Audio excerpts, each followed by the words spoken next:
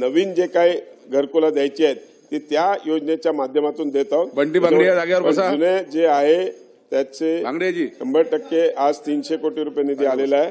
आम्ही सगळे जे काही घरकुलाचे विषय पेंडिंग आहेत त्यांचे हफ्ते ताबडतोब द्यायची व्यवस्था करू। श्वेता महाले हो देतो। वंचित अशा घटकांसाठी यशवंतराव चव्हाण मुक्त वसाहत योजना त्या ठिकाणी सुरू केलेली आहे। परंतु अध्यक्ष महोदय, आमच्या बुलढाणा जिल्ह्याचं चित्र मात्र अतिशय विदारक आहे।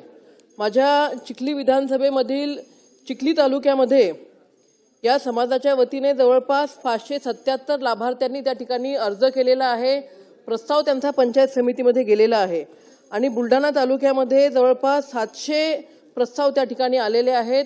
परंतु दुर्दैवाने अध्यक्ष महोदय, चिखली तालुक्यामध्ये फक्त 577 पैकी 44 प्रस्ताव त्या ठिकाणी मंजूर केलेले आहेत आणि बुलढाणा तालुक्यामध्ये 700 पैकी फक्त 4 प्रस्ताव त्या ठिकाणी मंजूर केलेले आहेत।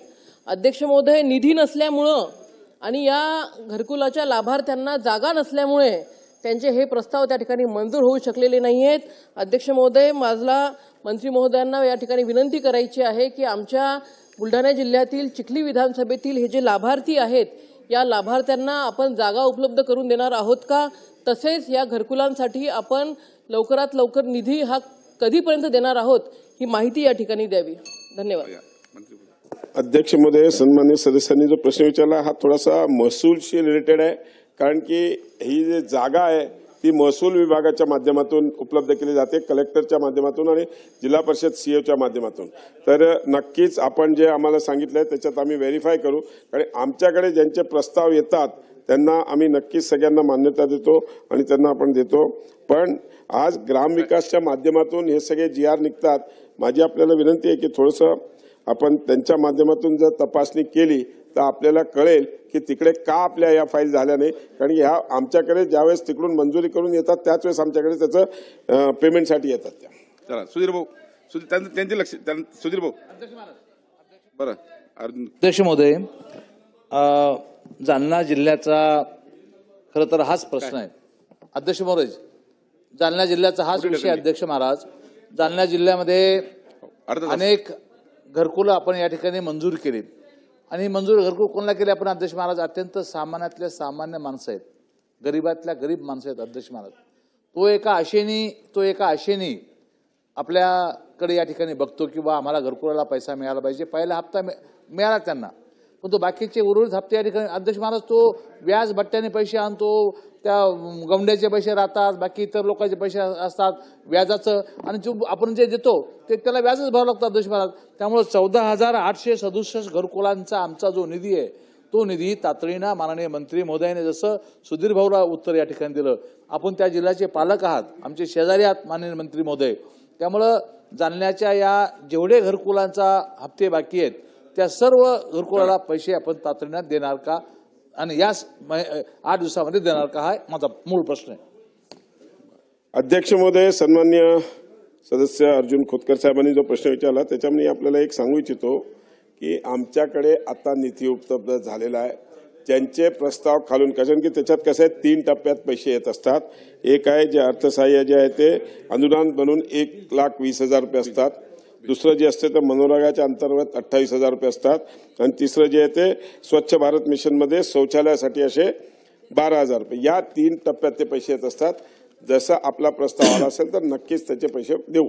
चला सुधीर भाऊ, तर स्पष्टता आणा, तुम्ही 88 कोटी रुपये हे पुढच्या महिन्यात देतो असं म्हणालात, नाही मी ते म्हणत नाही। 300 कोटी हो, तुमच्याकडे 400 कोटी हो, तुम्ही 88 कोटी हे पुढच्या महिन्यात चंद्रपूर जिल्ह्याच्या यशवंतराव चव्हाण मुक्त वसाहतीतल्या घरांना देऊ असं म्हणालात। हा प्रस्ताव जिल्हा परिषदच्या माध्यमातून आमच्याकडे यावा लागतो, त्यांच्याकडून आला असेल तर 100% देऊ। अप्पा, मे 2025 प्रस्ताव आलाय, 100% असं करा। चला सुमित वानकडे थोडक्यात विचारा, पॉइंटेड। अध्यक्ष महोदय, माझ्या आर्वी मतदारसंघामध्ये सप्टेंबर 2024 या दिवशी 608 घरकुल या योजनेअंतर्गत यशवंतराव चव्हाण योजनेअंतर्गत मंजूर झाले. माझ्या मतदारसंघात मोठ्या प्रमाणात बंजारा समाज आहे, गवळी समाज आहे, जे आतापर्यंत प्रधानमंत्री आवास योजनेचा लाभ घेऊ शकले होते. अशा या लोकांना घरकुल मंजूर झालेत. त्यानंतर ऑगस्ट 2025 साली म्हणजे 1 वर्षानंतर अध्यक्ष महोदय या सर्व लाभार्थ्यांना 2.5 कोटी रुपयाचा पहिला हप्ता शासनातर्फे मंजूर झाला. परंतु ऑगस्ट झाला, सप्टेंबर झाला, ऑक्टोबर झाला, नोव्हेंबर झाला, या 608 लाभार्थ्यांपैकी एकाही लाभार्थ्याला 1 रुपया सुद्धा मिळालेला नाही. आता जर सरकार इतका निधी उपलब्ध करून देत असेल परंतु तो लाभार्थ्यापर्यंत जात नसेल तर ही योजना काय कामाची आहे अध्यक्ष महोदय? माझा फक्त एकच म्हणणं आहे की 4-4 महिने जर सरकारने निधी उपलब्ध करून दिल्यावरही त्या व्यक्तीला त्याचं घर बांधायला 1 रुपया मिळत नसेल तर अशा अधिकाऱ्यांवर आपण कारवाई करणार का?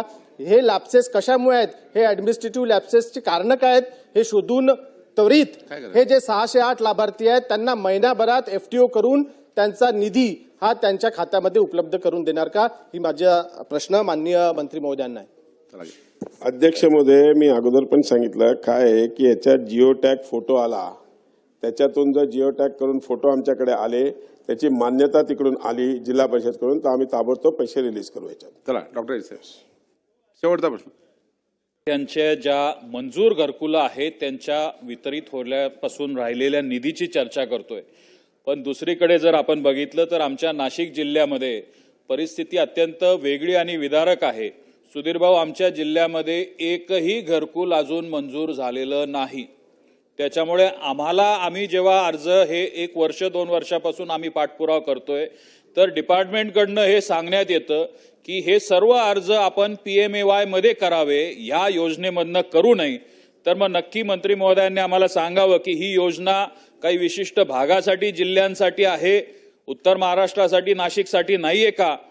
मग ही योजना आता नव्याने आपण याच्यामध्ये घरकुलं देणं बंद केलेलं आहे, याची सुसूत्रता ही शासनाकडनं करावी, एवढी माझी आपल्याला विनंती. मंत्री महोदय. अध्यक्ष महोदय, मी अगोदरच सांगितलं की जी जुनी मागच्या टर्ममध्ये जी सगळी घरकुलं मंजूर झाली होती तीच व्हॅलिड आहेत. कारण त्याच्यामध्ये मी सांगितलं तसं जिओ टॅगिंग आणि ज्या पद्धतीने 4 टप्प्यामध्ये त्याचे पैसे येत असतात. नवीन आपण याच्यामध्ये सगळे जे प्रपोजल आहेत ते पंतप्रधान आवास योजना आणि म्हणजे आपला ह्याच्या थ्रू आपल्या गोरे साहेबांच्या डिपार्टमेंटच्या माध्यमातून या सगळ्या जे आपण 25,000 घराची हे केली आहे त्याच्यामध्ये ती घेतलेली आहे.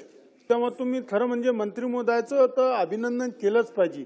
मला 17 ते 27,000 घरकुल गेल्या वेळेस मला दिले, पण त्याच्यातला प्रॉब्लेम हा झाला मंत्री महोदय, अध्यक्ष महोदय आपल्या माध्यमातून, की जी घरकुल होती ती या देशाचे पंतप्रधान नरेंद्रभाई मोदी यांनी 30 लाख राज्यासाठी घरकुल दिली. ती सगळी घरकुल आता ही यशवंतराव चव्हाण वस्तीची सुद्धा वसाहत घरकुल योजना सुद्धा ही त्याच्यामध्ये वर्ग करण्यात आली. त्यामुळं काही ठिकाणी पैसे मिळत नाही हप्ते. त्याचं मंत्री महोदयांनी उत्तर द्या, आपण याच्यात काय करणार आहे? ती शेवटी यशवंतराव चव्हाण ही स्वातंत्र्य योजना होती, तिला मर्ज केली PM घरकुल योजनेमध्ये. त्याच्यामध्ये आपण ते पैसे कसे देणार आणि काही पूर्णच कोणत्याही याचा नाही. पण जेव्हा मर्ज झालंय प्रधानमंत्री आवास योजनेमध्ये तेव्हा ही घरकुलाची योजना त्याच्यात मर्ज करण्याचं काम केलं. ह्याच्यात आपण काय निर्णय करून ह्या घरकुलला पैसे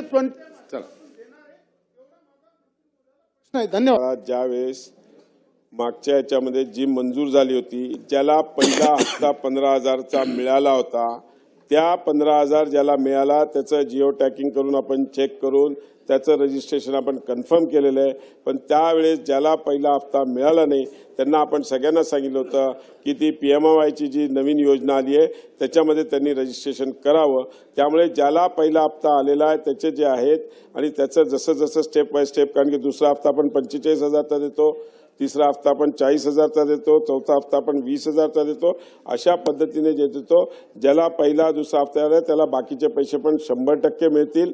पण ज्याचं एकही हप्ता दिला नाही त्याचं रजिस्ट्रेशन आपण त्याच वेळेस सगळ्यांना सांगितलं होतं की तुम्ही PMAY मध्ये जे 30 लाख घरं बांधण्याचा मान्य देशाचे पंतप्रधान नरेंद्रजी मोदी साहेबांनी संकल्प केलेला आहे आणि माननीय मुख्यमंत्र्यांनी त्याच्यामध्ये ग्रामविकासच्या माध्यमातून